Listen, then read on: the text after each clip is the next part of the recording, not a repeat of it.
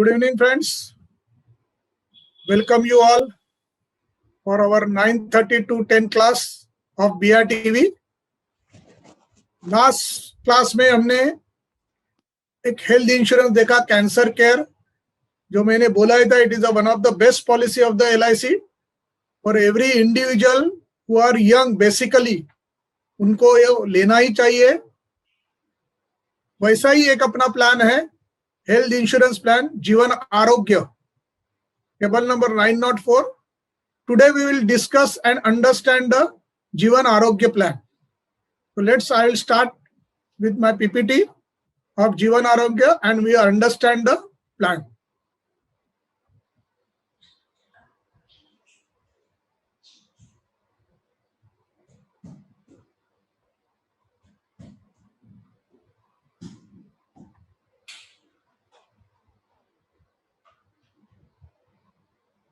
So Jeevan Arogya plan is the health insurance product, non-living plan.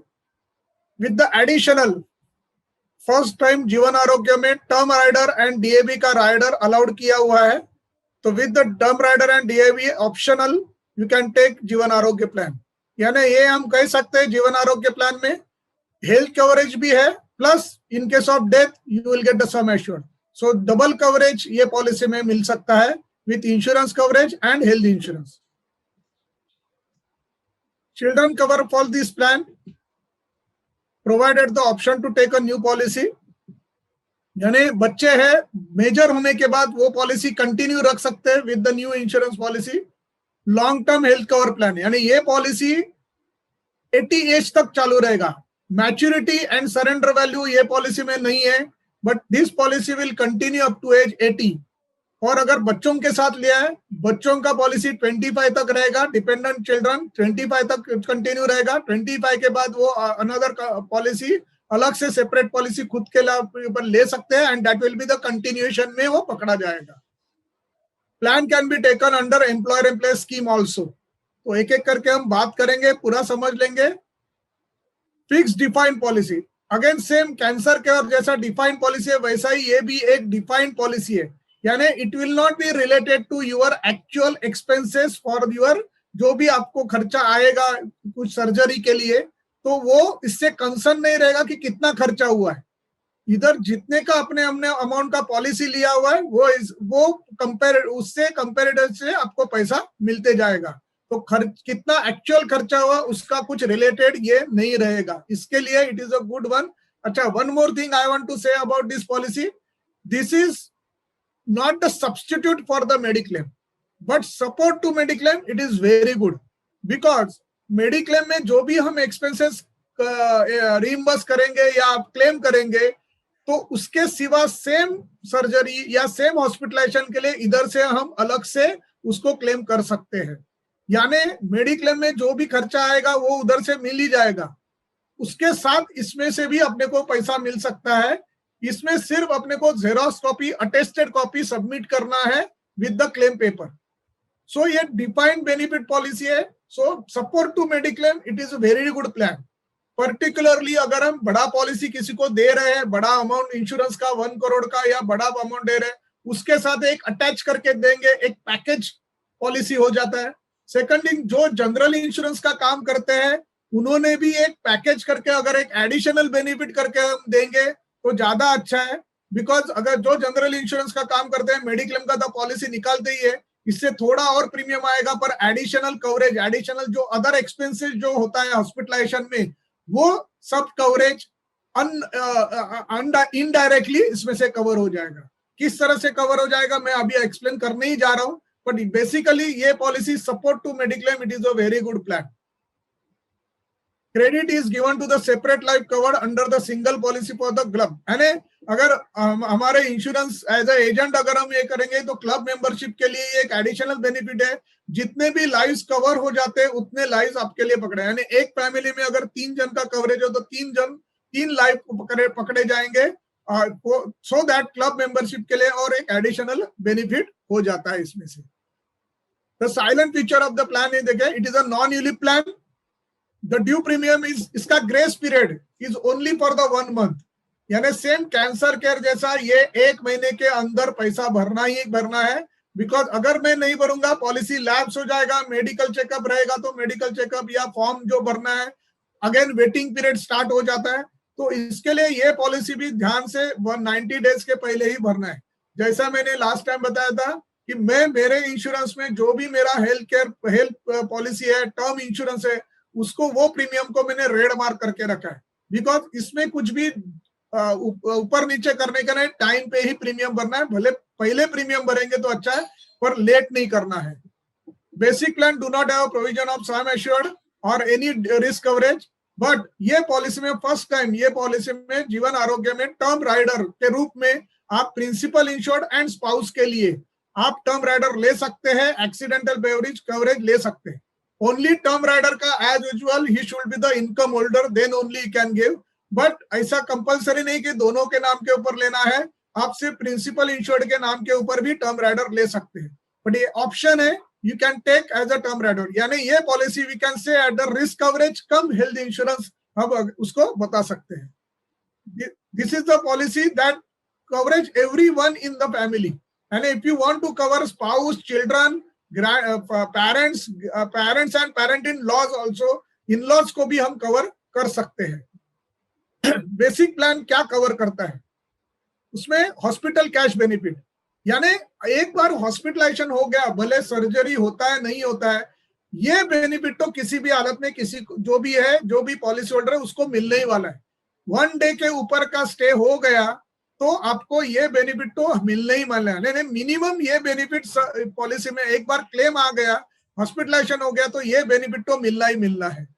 Plus major surgery benefit एक एक करके हम समझ ही लेंगे, plus day care procedure benefit जो सर्जरी रहता है वो, and other surgical benefit. And ultimately कौन सा भी सर्जिकल अगर कुछ भी ट्रीटमेंट होता है तो आपको किसी भी रूप में ये तीनों में से एक के रूप में पैसा मिलने ही वाला है। नो डाउट LIC ने पूरा लिस्ट दिया हुआ है, 140 major surgical list and day care procedure का लिस्ट दिया हुआ है। तो वो जो लिस्ट में नाम है वो हिसाब से मेजर सर्जिकल का बेनिफिट मिल जाएगा अगर वो सर्जिकल मेजर में है। तो पूरा 140 लिस्ट का individually major surgical and day care के लिए दिया हुआ है। ये दोनों में नहीं बैठता है तो भी अदर सर्जिकल बेनिफिट में से क्लेम मिलने वाला है। सो अल्टीमेटली क्लेम अगर ऑपरेशन कुछ भी होता है, कुछ ना कुछ तो इसमें से क्लेम अपने को मिलने ही वाला है। Again repeat, hospital cash benefit HCB वो है ही है, क्लेम अगर आ गया तो वो तो मिलना ही है। Option to continue the policy exercise, यानी क्या है कि प्रिंसिपल आपको पहले ही ऑप्शन दिया गया है, इसमें principal insured and spouse second वो इंश्योर्ड रहेगा। तो आपको पहले ही ऑप्शन देना है कि मुझे ये पॉलिसी कंटिन्यू रखना है in case of death of principal insured, यानी उसका डेथ होने के बाद भी पॉलिसी कंटिन्यू रहेगा। बिकॉज ये पॉलिसी में सरेंडर वैल्यू नहीं, मैच्योरिटी वैल्यू नहीं है। तो अपने को ये ऑप्शन लेना ज्यादा अच्छा है कि प्रिंसिपल इंश्योर्ड का डेथ होने के बाद spouse can continue this policy till her age 80। So ये ऑप्शन से अपने को एक्सरसाइज करने पर ऑप्शन आपके पास अवेलेबल है। Premium for each life assured, ये पॉलिसी का प्रीमियम हर 3 साल के बाद रिन्यू हो जाएगा। जैसा मेडिक्लेम में रहता है वैसा ही आफ्टर एवरी 3 इयर्स अगर क्लेम में कुछ ऊपर नीचे है, क्लेम ज्यादा आ गया तो शायद 3 साल के बाद प्रीमियम बढ़ सकता है। बट वो प्रीमियम बढ़ने का एज रहेगा वो बेसिक जो एंट्री एज है वही हिसाब से रहेगा। जैसा मेडिक्लेम में कैसा है कि जैसा एज बढ़ता है वैसा जो वो टाइम पे जो भी प्रीमियम बढ़ेगा तो एज के हिसाब से बढ़ता है। इधर आपका एज भी प्रीमियम भी बढ़ेगा पर एंट्री एज के हिसाब से प्रीमियम बढ़ेगा, तो इतना प्रीमियम बढ़ेगा नहीं अगर जो 3 साल के बाद रिन्यू होते जाते हैं। Premium can be paid yearly and half yearly. Grace period again I repeat 30 days का ही ग्रेस पीरियड है, 30 दिन के अंदर इसको प्रीमियम भरना है, otherwise policy will totally lapse. Lapse policy can be revive with in the 2 years.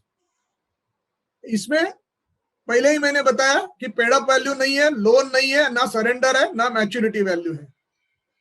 First time इसमें no claim benefit announce किया हुआ है, जो हर 3 साल के बाद क्लेम नहीं आया तो एडिशनल आपका जो HCB रखा हुआ है वो बढ़ते जाएगा। उससे ऊपर और भी एक बेनिफिट दिया है, क्लेम आया न आया तो भी 5% का भी एक एडिशनल बेनिफिट बढ़ते जाता है। वो मैं आगे एक्सप्लेन ही कर रहा हूँ धीरे करके। But this no claim benefit is introduced in this policy. MSB, major surgical benefit, is now related to the applicable daily benefit.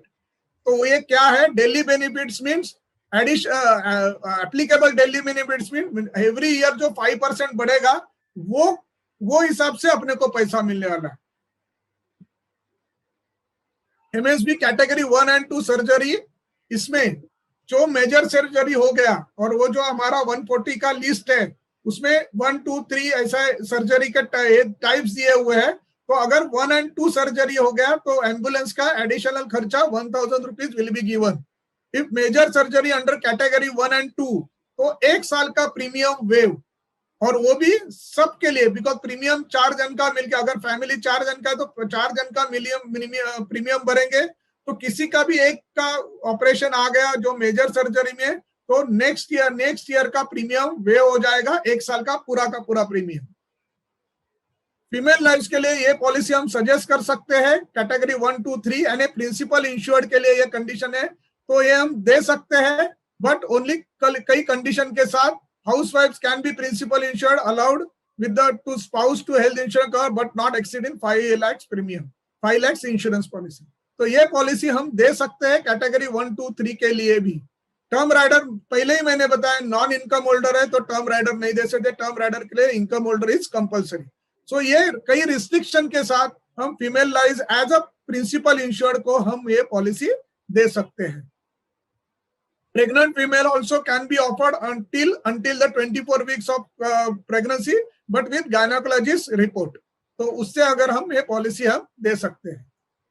Non medical schemes क्या है ये पॉलिसी में, यानी immediately on the green channel ये policy हो सकता है। किस तरह से? Age up to 45 non medical general special means non medical professional means high degree qualification रहेगा, और non medical special mean bank employ, government employ, reputed commercial fund, बड़े बड़े कंपनी जो लिस्टेड कंपनी है, अगर उसमें सर्विस में है तो अप टू एज 45 5 लाख तक मेडिकल नहीं है, 46 to 54 लाख तक मेडिकल नहीं है। ये क्या फास्ट मूवमेंट आ जाएगा, और अपना फॉर्म जो भरेंगे उसमें no adverse thing means health wise एकदम ओके है, तो मेडिकल के सिवा ग्रीन चैनल में ये पॉलिसी हम निकाल सकते हैं। नॉन मेडिकल जनरल के लिए up to age 35 5 lakh, 36 to 52 lakh. तो ये हम एज अ पॉलिसी हम फास्ट मूवमेंट के लिए हम ये इस तरह से पॉलिसी नॉन मेडिकल में ये पॉलिसी दे सकते हैं, कंसिडर किया जाता है। एम्प्लॉयर एम्प्लॉय स्कीम में ये पॉलिसी सजेस्ट कर सकते हैं। Employer can get the tax benefit under this policy under section 37(1), यानी वो दिखा सकते हैं कि एम्प्लॉयज के बेनिफिट के लिए उन्होंने ये पॉलिसी निकाला है, अगर वो उससे हम एम्प्लॉयर एम्प्लॉय में ये पॉलिसी दे सकते हैं।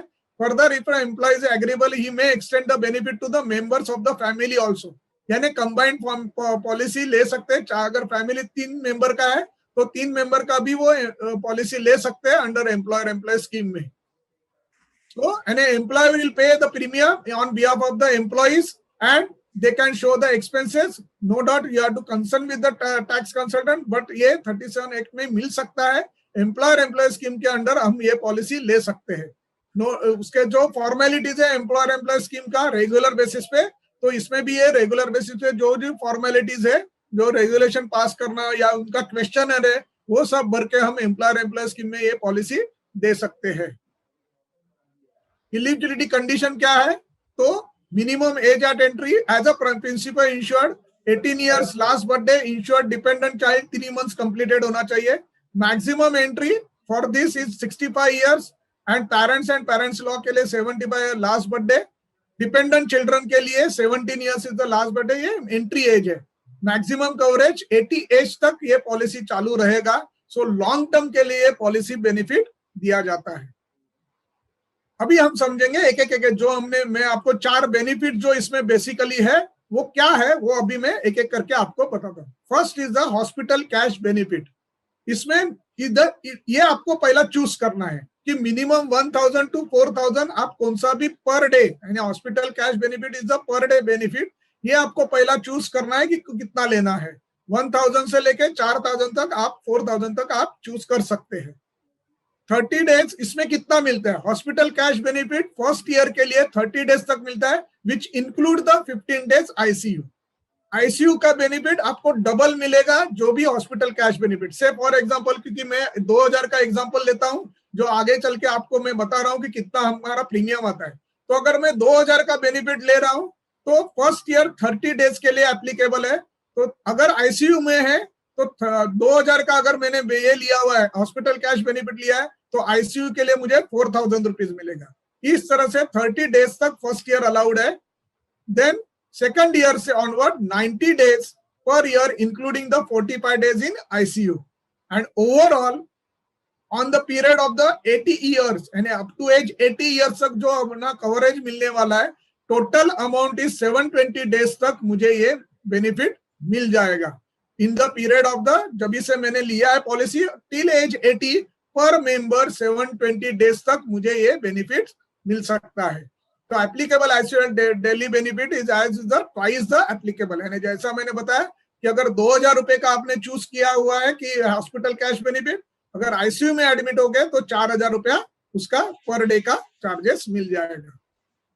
ऑटो एस्केलेशन मीन्स क्या है, एवरी ईयर यानी 2000 का अपना अगर मैंने चूज किया हुआ है तो एवरी ईयर मेरा जो एप्लीकेबल बेनिफिट जो है वो 5% से बढ़ेगा। यानी फर्स्ट ईयर 2000 है तो नेक्स्ट ईयर वो 2100 हो जाएगा, उससे नेक्स्ट ईयर 2200 हो जाएगा, ऐसा increase up to 1.5 times of IDBA हो जाएगा। यानी 2000 का बेनिफिट लिया हुआ है तो second year 2100, third year 2200, so on till 3000 तक आपका मिल जाएगा। सो कभी भी क्लेम आएगा वो साल में जो भी मेरा एप्लीकेबल बेनिफिट रहेगा वो हिसाब से मुझे पैसा मिलेगा। ऐसा नहीं कि 2000 से ही मिलेगा, जो भी वो साल का बेनिफिट है उसके ऊपर से मेरा एप्लीकेबल बेनिफिट है वो हिसाब से मुझे एससीबी कवर रहेगा और कवरेज ऑल्सो वो परसेंटेज वाइज बढ़ते जाएगा। नो क्लेम बोनस यानी ये 5% का क्लेम आया नहीं आया तो बढ़ने ही वाला है, 5% से अपना एचसीबी बढ़ने ही वाला है। प्लस नो क्लेम बोनस भी एक एडिशनल रहेगा जो आफ्टर एवरी 3 इयर्स ऐड होते जाएगा। यानी 3 साल में कुछ भी क्लेम नहीं आया तो मेरा 5% से एडिशनल बनेगा। यानी जैसा ये 3 साल के बाद मेरा क्लेम ये अमाउंट कितना हो गया, 2300 हो गया है, करेक्ट। 3 साल के बाद 2300 हो गया, क्लेम जरा भी नहीं आया तो 5% एडिशनल यानी 100 रुपीज एडिशनल, तो 2300 का मेरा 2400 हो जाएगा।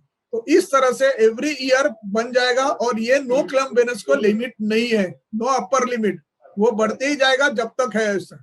सो ओवरऑल अगर हम देखेंगे मेरा 2000 का पॉलिसी कई सालों के बाद वो बढ़ते बढ़ते जाएगा, 3000 के ऊपर भी जाएगा because of the no claim bonus, पर मिनिमम इतना तो बढ़ेगा ही बढ़ेगा। Applicable daily benefit is the 5% inflation plus 5% no claim bonus जो एप्लीकेबल बेनिफिट रहेगा। Benefit payable under hospital cash benefit, date and time and admission and discharge is important. क्यों? क्योंकि एक दिन के ऊपर अगर स्टे है और अप टू 6 डेज तक है तो आपको पहला दिन का एक्सक्लूड करके आपको पूरा पैसा मिलने वाला है। पर आपका अगर स्टे 7 दिन के ऊपर है तो आपको पहला दिन भी काउंट होके पूरा मिलेगा। अच्छा, पूरा दिन काउंट करने के लिए मोर देन 4 आवर्स का स्टे होना चाहिए। अगर आप 4 घंटे के ऊपर है तो वो पूरा एक दिन पकड़ा जाएगा। यानी अगर 7 दिन कंप्लीट हो गया, 7 दिन आपका कंप्लीट हो जाए और ज्यादा है तो पूरा 7 दिन का आपको कैश पर डे का चार्जेस जो 2000 रुपया हमने अगर तय किया है तो 2000 के हिसाब से मिलेगा। पर अगर 7 दिन के नीचे है तो पहला दिन छोड़ के यानी 6 दिन का स्टे है तो आपको 5 दिन का पैसा मिलेगा। सो that way hospital cash benefit in any case अपने को मिलने वाला है, करेक्ट। बाद में इसमें जैसा मेडिक्लेम में कई डिसीज के लिए 2 साल का वेटिंग पीरियड है, वैसे ये पॉलिसी में भी 2 साल का वेटिंग पीरियड है। ये ऐसे जनरली आप अगर देखेंगे ये ऑपरेशन है वो ऐसे है कि I can prolong this disease, तो इसके लिए ये सब चीज के लिए 2 साल का वेटिंग पीरियड है। 2 साल के बाद इसका कवरेज मिल जाएगा in this policy. Major surgery benefit यानी पहला हमने देखा हॉस्पिटल कैश बेनिफिट जो पर डे चार्जेस का रहता है, उसके बाद मेजर सर्जिकल बेनिफिट, इसमें 140 सर्जरीज कवर किया हुआ है जो एलआईसी ने ऑलरेडी लिस्ट डिक्लेयर किया है, वो आपको आपके ऑफिस में ब्रांच में मिल जाएगा। इसमें किस तरह से कवरेज होता है, कैटेगरी 1 का है तो 100% ऑफ द सम एश्योर्ड।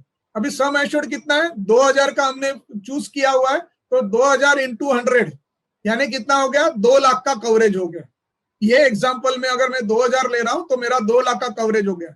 अगर कैटेगरी 1 का सर्जरी हो गया तो मुझे 2 लाख रुपया क्लियरली सीधा मिल जाएगा। उसमें 15 कैटेगरी 1 सर्जरी डिक्लेयर किए। कैटेगरी 2 में 42 सर्जरी है जिसमें आपको 60% ऑफ द सम एश्योर्ड यानी 2 लाख है तो उसका 60% कितना हो गया, 1,20,000 रुपया मिलेगा। It will be no way related to your actual expenses. भले सर्जरी को 30,000 भी आया होगा, आपको वो हिसाब से जो आपका सम एश्योर्ड है वो हिसाब से मिलेगा। अगर आपने 4,000 लिया हुआ है तो 4 लाख का कवरेज होता है, तो 4 लाख का 60% 2,40,000 है। आपका खर्चा कितना भी हो, आपको ये डिफाइंड बेनिफिट है तो related to your sum assured you will get the money.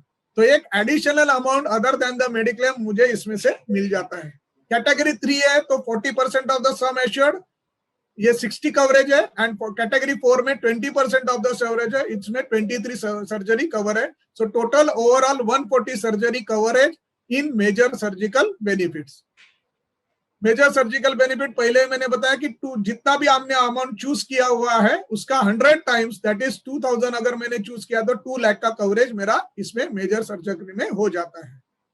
Benefit कितना मिलता है पर ईयर 1 सम एश्योर्ड यानी पर पर्सन। तो पर पर्सन के लिए 2 लाख का कवरेज ईयरली मिलता है, maximum up to 8 sum assured यानी 16 लाख तक मुझे मैक्सिमम कवरेज टिल एज 80 तक। Total amount maximum up to 16 lakh तक मुझे ये कवरेज मिल जाता है।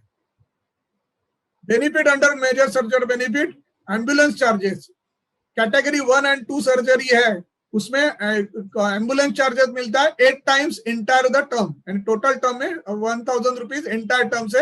ये 1,000 रुपीज इट फिक्स है, it is no way related to your जो चूज किया हुआ अमाउंट है उससे रिलेटेड नहीं है। ये 1,000 रुपीज फिक्स है for the category 1। Premium where benefit category 1 and 2 surgery अगर होता है तो 1 साल का प्रीमियम वे for the all members, totally 1 साल के लिए प्रीमियम वे हो जाएगा। The major surgery benefit for any surgery cannot be claimed and shall not be payable more than once in the same surgery during the term policy। यानी एक ही surgery को आपको एक ही टाइम पैसा मिलेगा। अगर मोर देन 1 सर्जरी होता है तो सेम इंडिकेशन तो जो लार्जेस्ट अमाउंट है उसके लिए एप्लीकेबल पैसा रहेगा। यानी 2 लाख का सम एश्योर्ड आपका है तो जिसमें लार्जेस्ट अमाउंट मिलने वाला है उसमें वो सर्जरी कवर हो जाएगा इस ये टाइम। अगर एट अ टाइम अगर 2 सर्जरी हो रहा है तो इसमें और एक एडिशनल बेनिफिट पहला ही एलआईसी ने दिया हुआ है कि क्विक कैश बेनिफिट। यानी अगर मेजर सर्जरी है तो उसमें से 50% ऑफ द अमाउंट डायरेक्टली अगर टीपीए ने अगर लिख के दे दिया it is a major surgery और प्रूव हो गया तो immediately 50% off the eligible credit यानी 2 लाख का पॉलिसी है तो 1 लाख रुपया इमीडिएटली प्रिंसिपल इंश्योर्ड के बैंक अकाउंट में जाएगा अगर मेजर सर्जरी में। तो ये एक एडिशनल बेनिफिट फैसिलिटी एलआईसी ने ये पॉलिसी में दिया हुआ है। Now third is a day care procedure benefit. यानी अगर ये मेजर सर्जिकल में नहीं आता है तो डे केयर यानी जिसके लिए स्टे का जरूरत नहीं रहता है, ऐसे अगेन 140 सर्जरी एलआईसी ने डिक्लेयर किए हुए हैं उसके लिए बेनिफिट मिलेगा। कितना मिलेगा, 5 टाइम्स ऑफ द जो इलिजिबल एडमिसिबल ये है बेनिफिट है उसमें मिल जाएगा। यानी इधर मैं 2000 का एग्जांपल ले रहा हूं पर एडमिसिबल अगर मेरा 2000 हर साल 5% से बढ़ता है तो उसका 5 टाइम्स।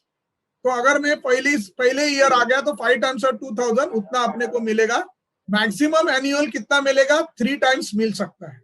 यानी अगर इधर 10,000 रुपया आता है एक टाइम के लिए, एक डे केयर सर्जरी के लिए, तो मैक्सिमम 3 बार एप्लीकेबल है तो 30,000 रुपीज एप्लीकेबल ये एग्जांपल से हो सकता है। ओवरऑल लाइफ टाइम में 24 बार मुझे ये क्लेम ले सकता हूँ। ओवरऑल लाइफ टाइम में 24 बार में ये क्लेम ले सकता हूँ। If the day care procedure benefit perform, no hospital cash benefit shall be paid। यानी हॉस्पिटल कैश बेनिफिट अगर डे केयर में हॉस्पिटल कैश बेनिफिट नहीं मिलेगा बिकॉज ये डे केयर का बेनिफिट है। Otherwise hospital cash benefit is available applicable. 140 time again operation are declare in this day care procedure benefit में। Then fourth one other surgical benefit, यानी ये 2 category में नहीं बैठता है तो उससे सिवा कौन सा भी सर्जिकल बेनिफिट रहेगा तो इसमें ये 4th कैटेगरी में बैठेगा जिसमें we will get the 2 times of the ADB. यानी अगर 2000 का है तो 4,000 रुपए हमको इसमें से मिलेगा। Maximum annual benefit 15 days in a year and 45 days thereafter, and first year 15 दिन के लिए मिलेगा, 15 डेज का मिलेगा, एंड सेकंड ईयर से 45 days thereafter total maximum limit is 360 days का टोटल लिमिट रहेगा।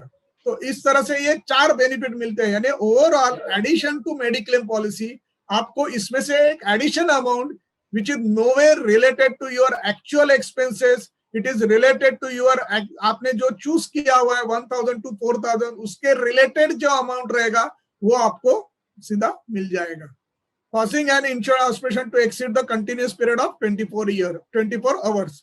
तो उससे ऊपर रहेगा तो ये एप्लीकेबल हो जाता है। वेटिंग पीरियड, क्यों मैं बता रहा हूँ वेटिंग पीरियड, क्योंकि पर्टिकुलर रिवाइवल में भी वेटिंग पीरियड आ जाता है। सो पॉलिसी लेने के बाद no waiting period for the accidental cases, but otherwise 90 days का आपको वेटिंग पीरियड है जब भी नया पॉलिसी लेते तभी। रिवाइवल में अगर 90 डेज के अंदर आप अगर रिवाइव कर रहे हैं तो 45 डेज का वेटिंग पीरियड रहेगा, और अगर 90 डेज के बाद रिवाइव कर रहे हैं तो 90 डेज का, यानी 3 महीने का आपको वेटिंग पीरियड आ जाता है। So it is very risky, anything goes wrong पैसा नहीं मिलेगा।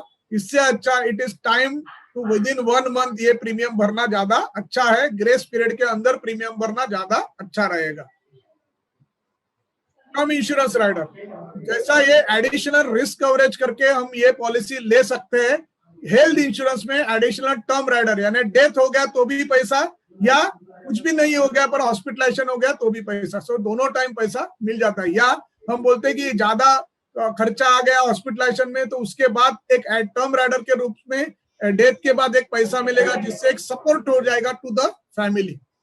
सो प्रिंसिपल इंश्योर्ड एंड स्पाउस के लिए term rider, only that income holder is necessary, income holder होना जरूरी है, और उसका जो लिमिट है मैक्सिमम 25 लाख का टर्म इंश्योरेंस का, including all policy, that limit is there.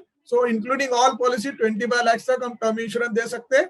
Accidental insurance overall सब पॉलिसी मिला के 1 करोड़ तक, तो ये सेम एप्लीकेबल रहेगा। Age at entry 18 to 50 age and maximum maturity है 60, यानी 60 तक ये इंश्योरेंस कवरेज चालू रहेगा। So that way we can take optional है, कंपलसरी नहीं है, पर नो डाउट टर्म राइडर देंगे तो मेडिकल कंपलसरी आएगा ही।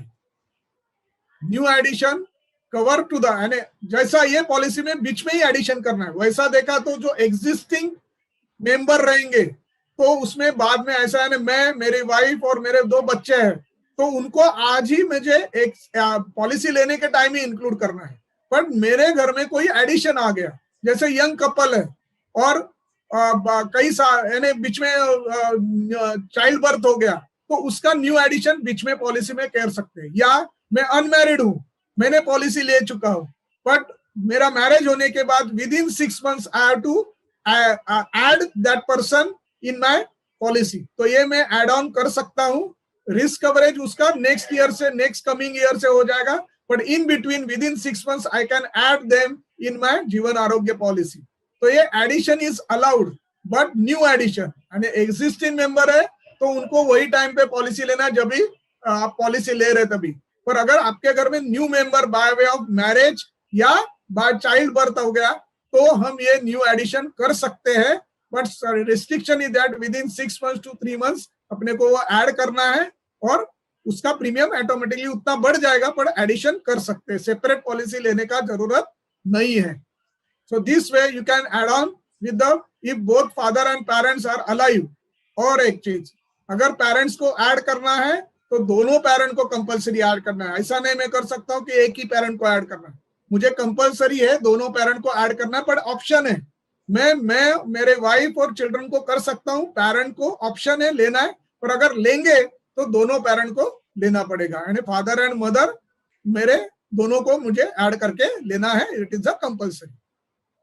एग्जाम्पल ऑफ जीवन आरोग्य, एक एग्जाम्पल लेते हैं, यानी पता चलेगा कि अपने को ये पॉलिसी में कितना मिनिमम अपने को पैसा क्लेम मिल सकता है।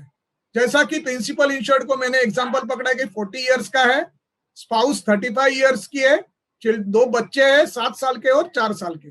मैंने इसमें फादर और मदर पकड़े नहीं है, नो डाउट उसमें से और प्रीमियम बढ़ते जाएगा, because of the age premium ज्यादा रहेगा। पर अगर ये 4 जन के लिए पकड़ेंगे तो एनुअल प्रीमियम 14,765 आएगा, जिसका उन्होंने चूज किया हुआ है ₹2000 का अमाउंट पर डे चार्जेस के लिए। तो एचसीबी कितना मिलेगा, मैक्सिमम कितना अलाउड है, 720 टाइम्स। So 720 times of 2000। इसमें मैंने एप्लीकेबल बेनिफिट पकड़ा नहीं है, जो 5% से बढ़ते जाता है 3000 तक, वो पकड़ा नहीं है। अगर वो पकड़ेंगे तो ये अमाउंट और ज्यादा जाएगा, बट मिनिमम पूरे टर्म में मैं 14,40,000 का मैं बेनिफिट ले सकता हूं, जिसमें again out of this 360 days अगर आईसीयू है तो इससे डबल भी मिलेगा, बट ये मिनिमम लेवल पे मुझे मिल जाएगा। अगर विदाउट आईसीयू रहेगा तो, आईसीयू रहेगा तो इसमें से तो 360 डेज के लिए डबल अमाउंट मिलने वाला है।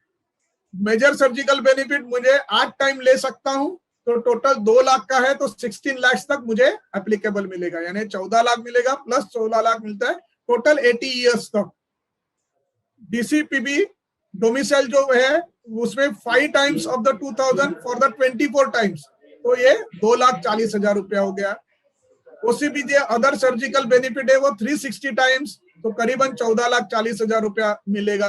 सो ओवरऑल अगर हम देखेंगे तो each insured, this all in benefit is for the each insured, हर एक इंडिविजुअल इंश्योरेंस को इंश्योर्ड को मिलेगा।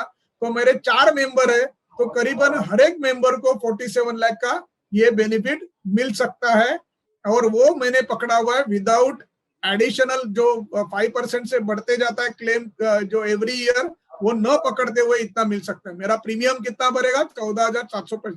ये ज्यादा से ज्यादा समझो 40 साल का आदमी है और 35 ईयर्स की स्पाउस है, तो around she will pay for the additional for the 45 years. तो 45 ईयर्स में अराउंड मैं भरता हूँ 6 लाख रुपया, पर 6 लाख के सामने मेरे इंडिविजुअल मेंबर को इतना क्लेम मिल सकता है टिल एज 80 ईयर्स। सो ये एक बेनिफिट, एडिशनल बेनिफिट अगर हम पकड़ेंगे और पैकेज में अगर हम ये पॉलिसी देते हैं as a package policy of mediclaim, Jeevan Arogya and other insurance policy, अगर पैकेज में देते हैं, रियली इट्स अ गुड कि उनका एसेट एज इट इज रहेगा, एसेट डिस्टर्ब नहीं होएगा। बिकॉज हॉस्पिटलाइजेशन हो गया तो अदर एक्सपेंसेस भी बहुत रहते हैं, तो वो एक्सपेंसेस अपने ये पॉलिसी में से कवर कर सकते हैं। ये अपने को कॉन्सेप्ट उनके सामने रखना है, because addition to mediclaim you can claim as a in this policy.